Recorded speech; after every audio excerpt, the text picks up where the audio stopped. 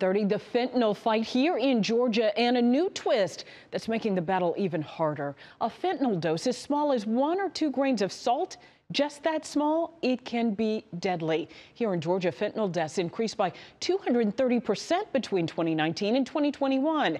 Atlanta News First, Megan Packer, she's live in Atlanta. And Megan, tell us about this terrible new zombie drug that's now showing up in fentanyl.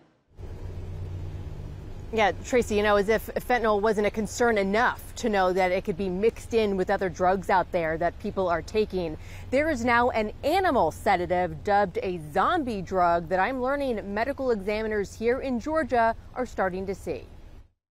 It's a tranquilizer for large animals like horses, but now the sedative and pain reliever xylazine is popping up in deadly human overdose cases in Georgia.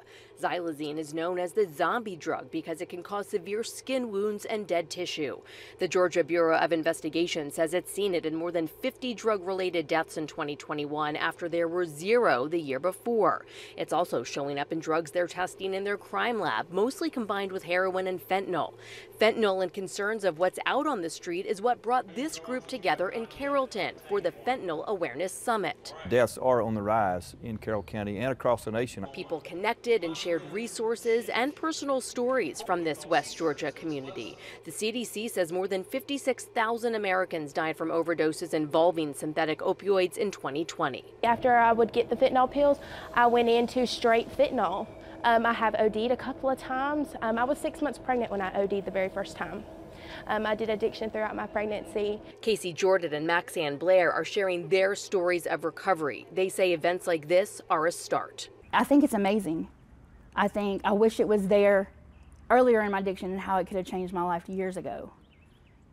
But I'm glad it's here now, and it's changed my life now. And that's all that matters. And that group in Carroll County hopes to continue to hold that event for years to come. This was the inaugural one for them. Now, as for that animal sedative that is popping up in Georgia cases, the FDA is actually cracking down on this, just issuing days ago an import alert, trying to crack down on the illegal import of that drug coming into the country for illegal purposes. In Atlanta tonight, I'm Megan Packer, Atlanta News First. All right, Megan, thank you.